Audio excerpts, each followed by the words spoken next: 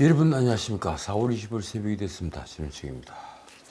오늘 밤 11시에 녹화를 떴는데 녹음이 되지 않아서 새벽 2시에 다시 찍고 있습니다. 양해를 바랍니다.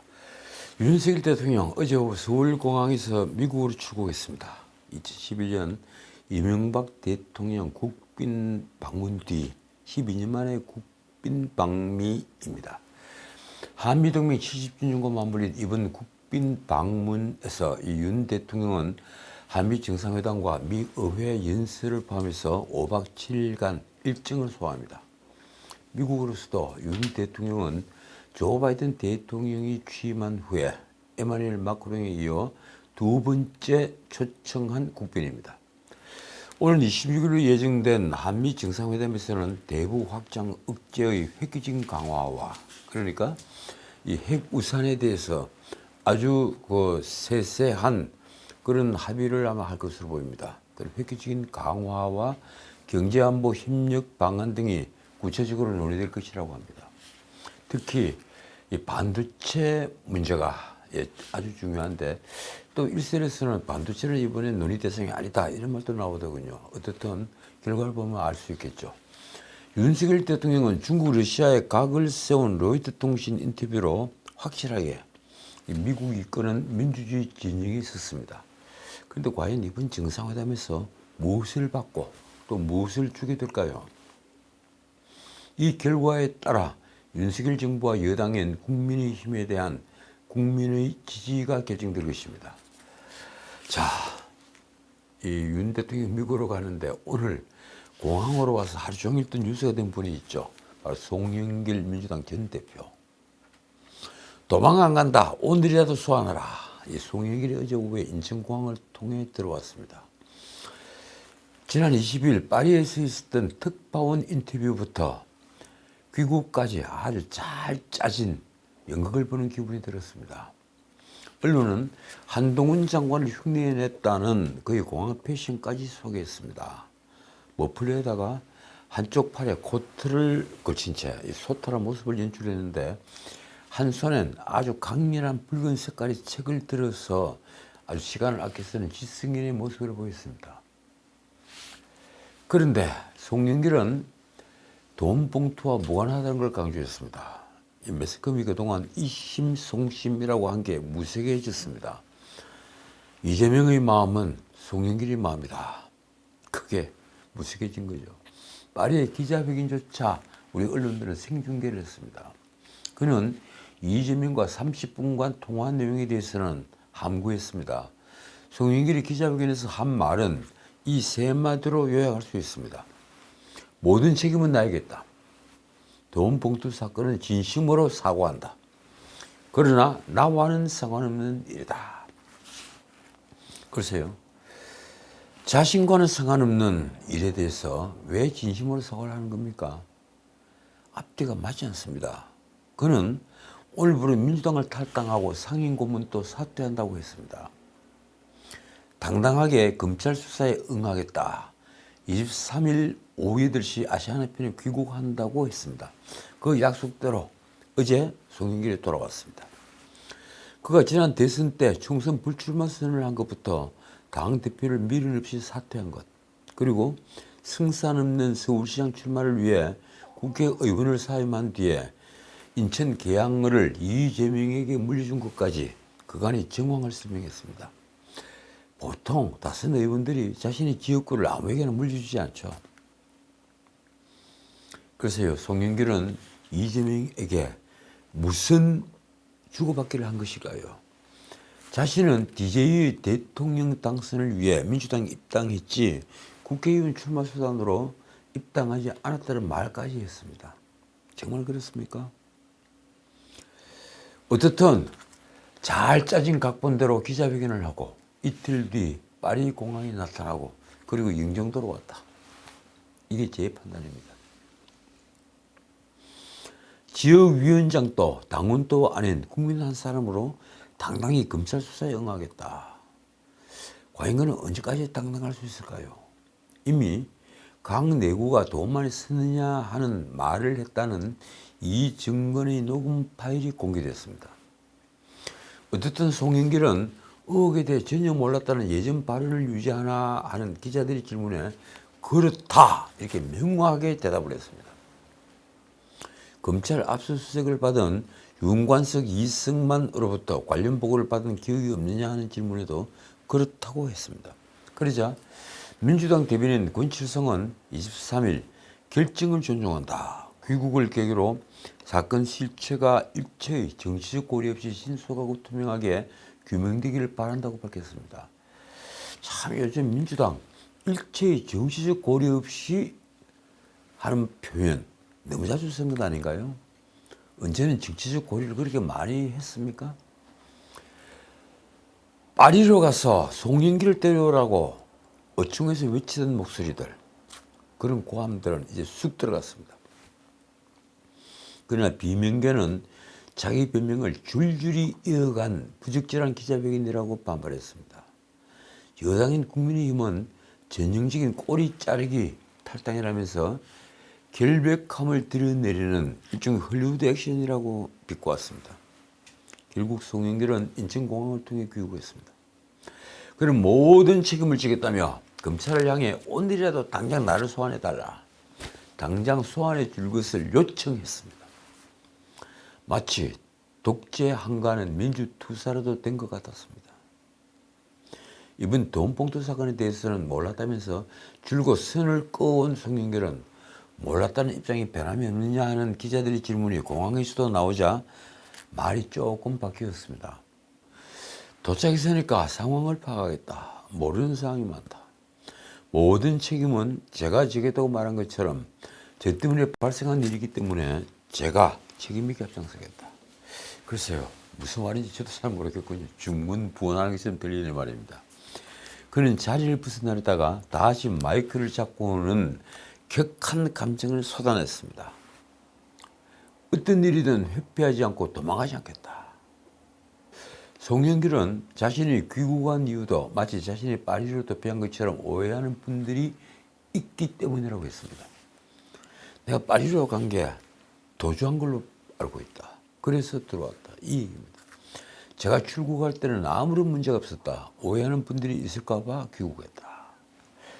입국장 앞은 송영길의 지지자와 반대자 200여 명이 엉켜서 혼잡했다고 합니다. 송영길은 청렴하다. 한쪽에서는 송영길을 구속하라. 이런 고성이 오갔습니다.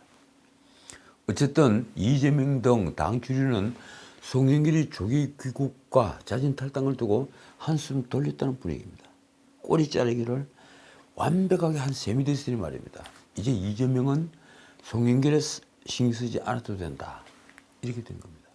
이에 따라 자체 진상조사 및 윤관석, 이승만 등 연루 의원들에 대한 집단 권유 등 추가 조치를 해야 한다는 목소리는 쑥 들어갔습니다. 지도부는 송영길의 결정을 큰 결단을 했다며 치켜 세우기 바빴습니다. 큰 결단을 해서 당이 부담을 드러냈다. 이제 탈당했으니 당이 이래라 저래라 할 수 없고 송 전 대표가 상황을 정리해 줄 것이다. 이재명 측근들은 심지어 이런 말까지 했습니다. 이 대표와 당 지도부가 송 전 대표를 꼭 만날 필요성도 없다. 당분간은 송 전 대표가 진상을 파악하고 억울한 일을 소명하면 되리다. 이제 확실히 선을 끄겠다 이 얘기입니다. 송영길은 더 이상 당원이 아니니 당이 이 문제에 엮이지 않겠다 이런 뜻입니다. 그러니 169명 의원 전수조사를 하고 비상의원총회를 개최하라는 당 일각의 요구, 그 비명의 요구는 묵살되고 있습니다. 다만 권칠성 대변인을 통해 정당 혁신과 개혁 등 재발 방지 대책은 검토하고 있다고 말을 할 뿐입니다. 그러는 한편 86그룹, 그러니까 80년대 학번 60년대생, 이 86그룹에서 연세대 81학번으로 맏형격인 송영길을 옹호하는 목소리도 나왔습니다. 서울대 82학번이죠. 김민석이 페이스북에 적은 글이 이렇습니다. 저와 마찬가지로 아직 집이 없는 드문 동세대 정치인이다. 청빈까지 말하기는 거창하지만 무력이 적은 사람임은 보증한다. 정말 그렇습니까? 집이 없다는 것과 무력이 적은 것, 더 나아가 공사를 구분 못하는 게 무슨 상관이 있는 것입니까? 더욱이 무력보다 더 추한 것은 능력과 상관없는 권력욕입니다. 사태가 이렇게 돌아가자 비명계는 당 지도부가 비겁하게 책임 회피를 하고 있다고 반발했습니다. 언론에 나온 비명계 중진이 말입니다. 결국 송영길은 본인은 몰랐다는 해명만 이어가면서 이재명을 위해 총선에 불출마했다는 등 한편의 심파극을 연출했다. 이런 그를 감싸는 86그룹 운동권의 온정주의부터 당이 잘라내야 한다. 글쎄요, 그게 온정주의입니까? 제가 보기엔 보신주의처럼 보이는데요. 한 초선 의원은 이렇게 말했습니다. 송영길이 대표 시절 부동산 투기 의혹에 연루된 의원 12명을 출당시키듯이 그런 일이 있었죠. 우상호부터 12명을 다 쫓아냈는데 나중에 다 복당을 했죠. 최소한 윤관석, 이승만부터 출당 조치를 해야 한다. 이재명 사법 리스크 탓에 오히려 지도부가 눈치를 보는 것 아니냐. 자, 다른 당의 반응은 어떨까요? 국민의힘은 물론 정의당도 민주당은 아주 강하게 비판했습니다. 모처럼 정의당이 정의의 편에 선 것 같습니다. 국민의힘 대변인 유상범은 송영길의 기자회견에 대해 상황을 모면해 보려는 핑계와 꼼수만이 가득한 한편의 국민 분노 유발극이었다며 이렇게 말했습니다. 변명으로 일관하는 답변은 이재명의 과거 모습과 데칼코마니다. 데칼코마니 다들 아시죠? 종이 그림을 그려서 반으로 딱 접으면 똑같은 모양이 대칭적으로 복사가 됩니다. 똑같은 겁니다. 데칼코마니. 그런데 왜 이재명의 과거 모습과 데칼코마니라고 했을까요? 현재 모습은 아니고요. 정의당 이재랑 대변인도 구태 정치라고 통박했습니다. 개인 문제 정도로 취급하며 꼬리 자르게 하려는 모습이 기득권이 되어버린 낡고 후진 민주당의 구태 정치를 여실히 보여주고 있다. 어쨌든 송영길과 이재명이 원하는 대로 사태가 흘러갈 것 같지는 않습니다. 이 JTBC가 확보한 녹취 파일에는 송영길이 주장과는 아주 상반된 내용이 등장합니다. 강 내구와 구속된 이정근이 통한 내용이 바로 그것입니다. 먼저 강 내구의 말입니다. 승만이 형이 좀 연결해줘서 그것 좀 나눠줬다. 그렇게 얘기를 해서 내가 이정근이 누구한테? 라고 묻자 강내구의 답이 이렇습니다. 연길이 형한테. 그 뒤로 특히 강내구가 이정근에게 한 송영길이 따로 돈 봉투를 나눠줬다는 취지의 발언이 나옵니다. 아주 중요한 문제죠. 선거를 돕는 누구 얘기를 하길래 참 열심히 하네요 그랬더니만 연길이 형이 그러더라고. 그래서 안 그래도 내가 조금 처리해줘서 더 열심히 하라고. 연길이 형이 어디서 구했는지 그런 건 모르겠지만 많이 처리를 했더라고. 연길이 형이 많이 처리를 했다. 연길이 형이 돈 봉투를 준비해서 많이 나눠줬다. 아마 이런 뜻으로 보입니다. 그렇지 않습니까? 이런 녹취 파일을 확보한 검찰은 송영길에 대한 수사는 반드시 필요하다고 보고 있습니다. 검찰은 윤관석, 이승만 의원 외에도 강내국, 이정근, 송영길의 보좌관 출신 박모 등 피의자 9명을 출국 금지했습니다. 한편 검찰은 4월 20일 강의호에 대한 구속영장이 기각되자 보강수사를 통해 영장 재청구를 하겠다고 밝혔습니다. 법원은 강내국 영장을 기각할 때 이런 표현을 썼죠. 주요 혐의에 대한 증거는 일정 부분 수집되어 있다고 보인다. 검찰은 또 2021년 민주당 전당대회 당시 살포된 돈 봉투 9,400만 원 가운데 7천만 원이 송영길 당시 당대표 후보의 보좌관 박모를 통해 전달된 점에 주목을 하고 있습니다. 송영길의 보좌관 박모를 거쳐서 돈이 흘러갔다는 겁니다. 이 가운데 6천만 원은 박모와 이정근을 거쳐서 윤관석에게 갔고 윤관석이 이 돈을 민주당 의원 11명에게 건넸는데 당시 이정근은 윤관석에게 돈을 전하면서 박모에게 전달했음이라는 메시지를 보냈습니다. 박모에게 보고한 걸까요? 아니죠. 송영길에게 보고를 한 겁니다. 이에 따라 검찰은 박모 전 보좌관을 먼저 소환 조사한 뒤에 윤관석, 이승만 등 피의자들을 차례로 불러 조사를 할 전망입니다. 최종적으로는 송영길을 불러서 조사를 해야겠죠. 자, 이번에는 4월 20일 서울중앙지법 311호 중법정 얘기를 좀 하겠습니다. 이재명의 최측근 김용의 정치자금법 위반 재판이죠. 그 재판에서 재판장 조병구 부장판사는 증인으로 나온 김만배를 꾸짖었습니다. 이게 언론을 크게 탔습니다. 판사는 김만배에게 증인 진술 앞뒤가 안 맞는다. 본인도 느끼고 계시죠? 라며 이렇게 질타했습니다. 어느 정도 배경사실에 관한 거라 진술을 종합적으로 평가해서 사실을 인정하려고 했는데 모순이 너무 많다. 그러니까 김만배가 증언한 말이 앞뒤가 다 틀려서 맞지 않는다는 얘기입니다. 위증이라는 얘기죠. 김용 재판에서 김만배가 증인으로 나온 것은 이분이 처음이었습니다. 그는 지금 수감되어 있으니 수의 차림이었습니다. 재판장은 왜 김만배에게 거짓말을 하지 말라고 경고를 한 걸까요? 김만배는 이날 2021년 1월 31일 자신이 유동규에게 5억 원을 전달한 이유를 이렇게 설명했습니다. 5억 중에 1억은 직장을 그만두고 사업을 시작한다는 유동규에 대한 호의였고, 그러나 1억은 그냥 조건 없이 유동규에게 준 돈이고, 4억은 남욱에게 빌린 3억과 이자 성격의 1억이 합쳐진 화해 성격의 돈이었다. 쉽게 말하면 그 돈이 이재명 측에 넘어간 정치자금이나 뇌물이 아니라는 얘기입니다. 당시 김만배와 남욱은 서로를 차단할 정도로 사이가 좋지 않았는데 돈도 갚고 화해하기 위해 유동규를 통해 남욱에게 4억 원을 건넸다는 것입니다. 하지만 정형학은 13일 법정에 출석해서 이렇게 증언합니다. 전혀 다른 말입니다.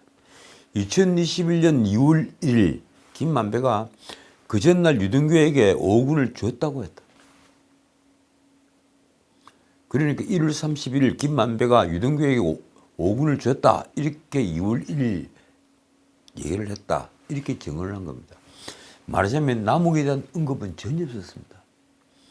정영학이 제출한 녹음 파일에는 김만배가 유동규에게 이런 말을 했다는 대목이 있습니다.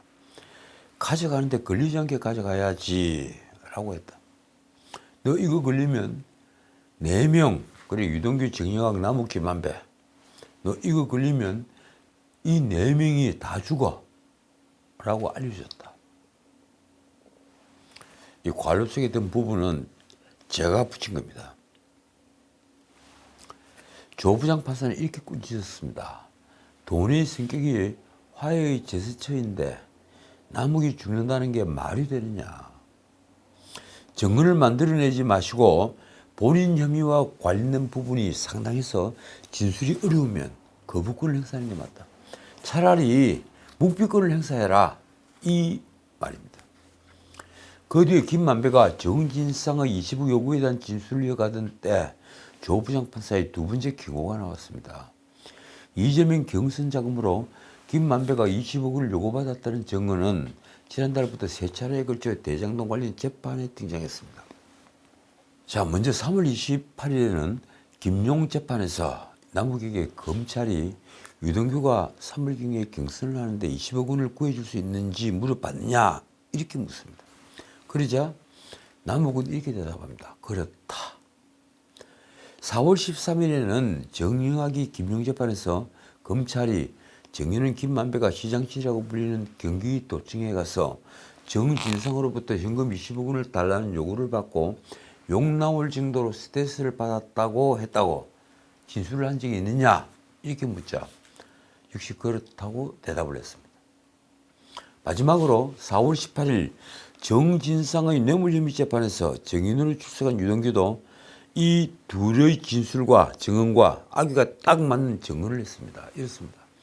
정진상이 20억 원 정도 준비 좀 해달라고 요청을 했어.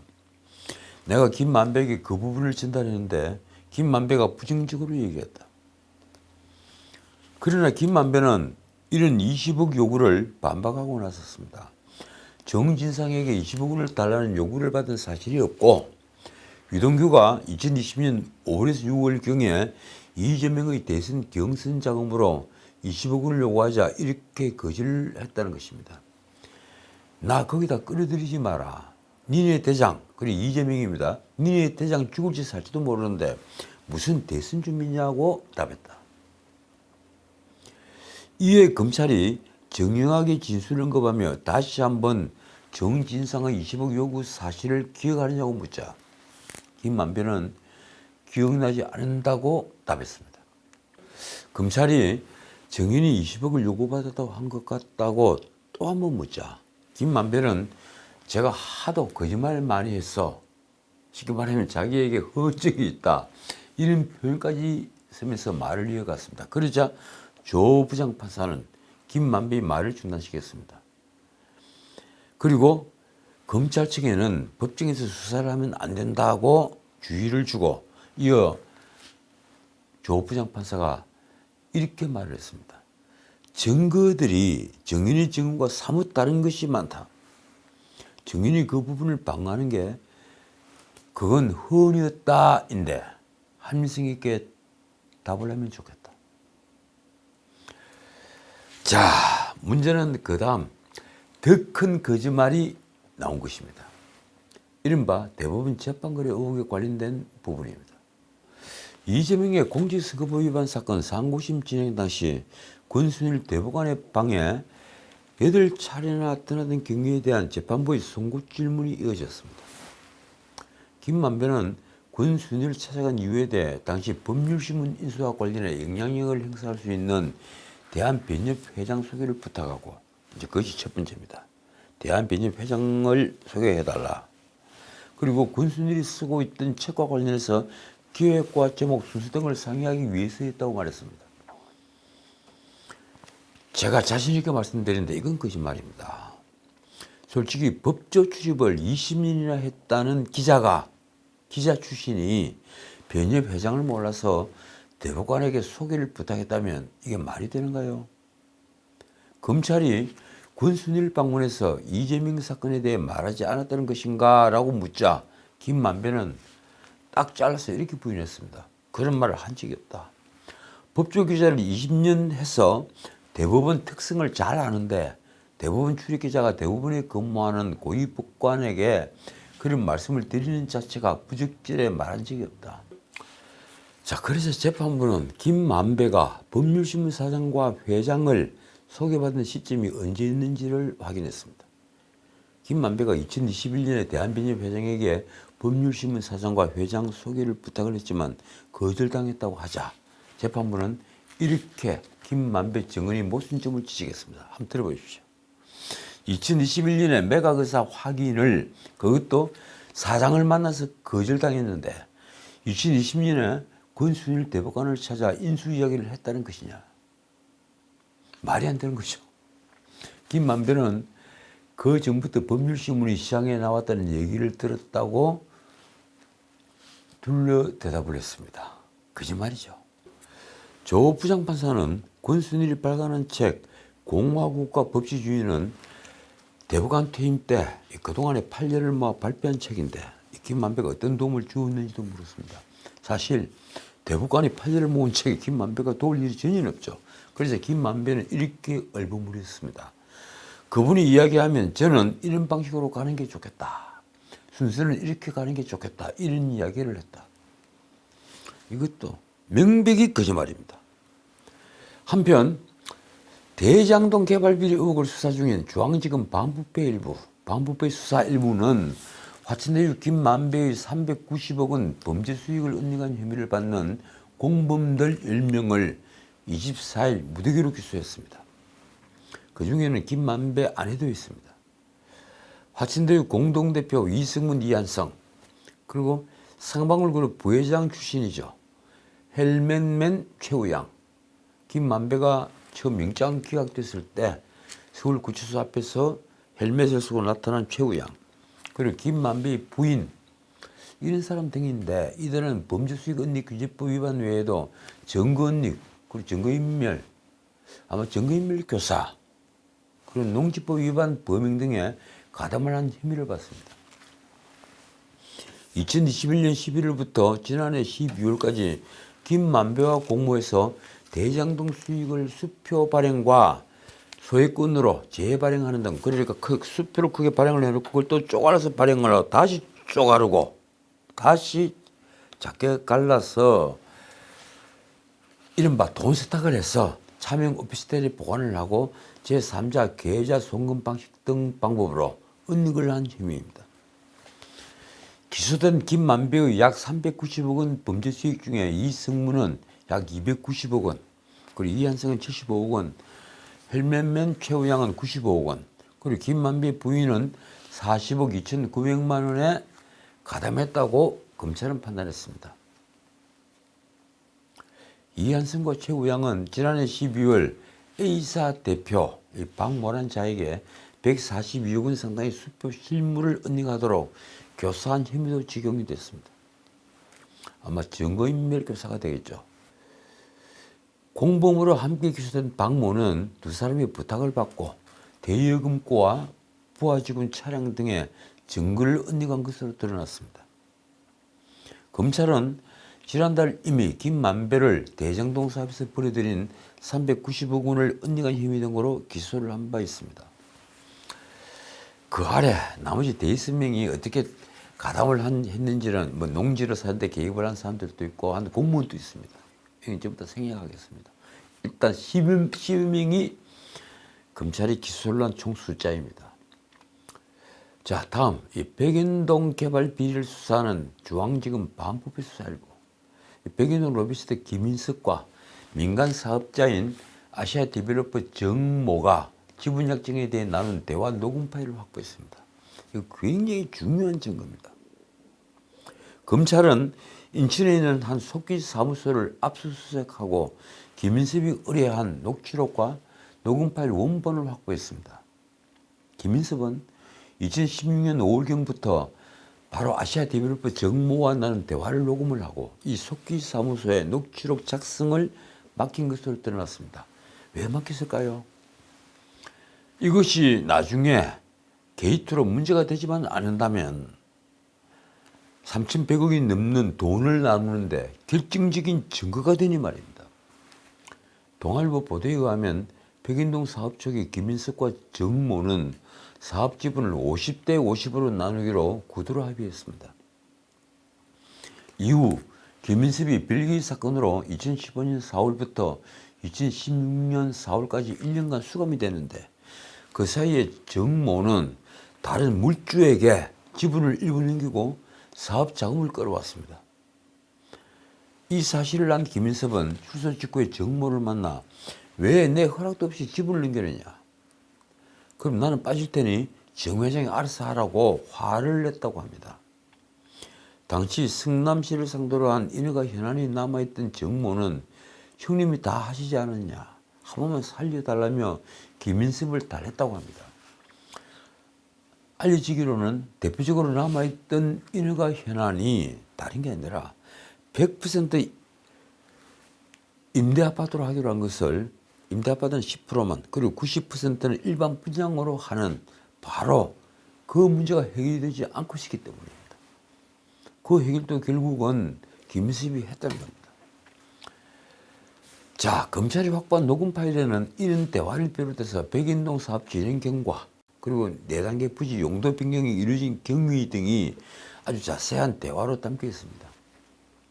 이게 바탕이 되면 도대체 그 특혜를 누가 주었는지 검찰이 쉽게 판단할 수 있을 것입니다. 말하자면 이 녹취록에는 성남시장 당시 이재명 시장이 어느 선까지 개입을 했는지 유실이 드러나 있다고 보입니다. 임대아파트를 일반 분양으로 돌린 문제, 그리고 토지 용도를 4단계나 상향을 시킨 문제, 50m 옹벽 아파트를 허가를 해준 문제, 이런 문제 등에 이재명 시장이 어디까지 개입을 했느냐.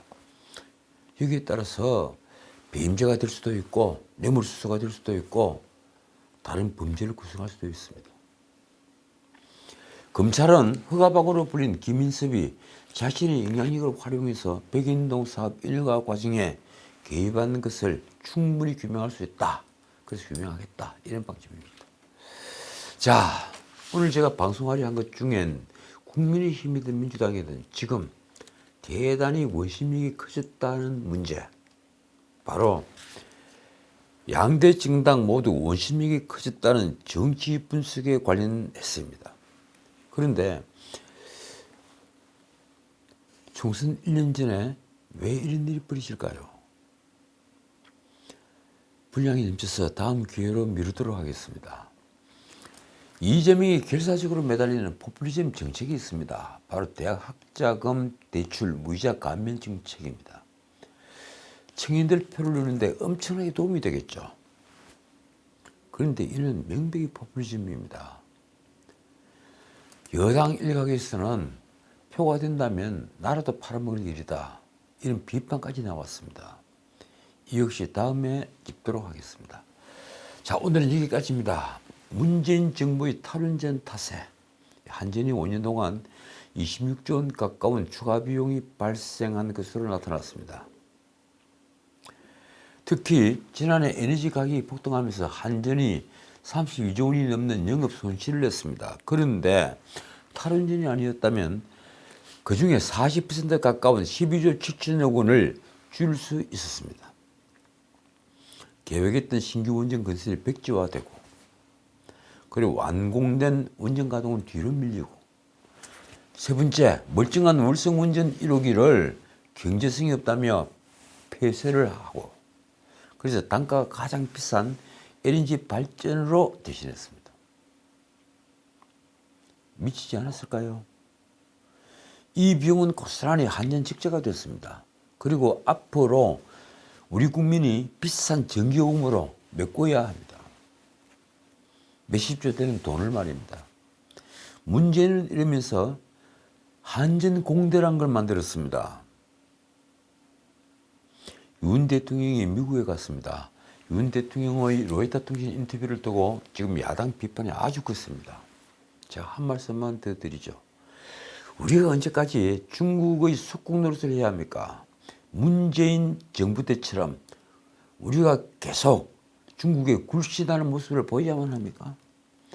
중국과의 대립은 사실 예정된 수순이었습니다.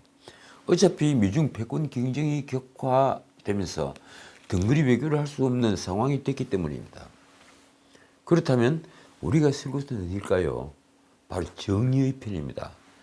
역사에서 늘 최종적인 승자는 정의의 편이니 말입니다. 지금까지 전우책이었습니다.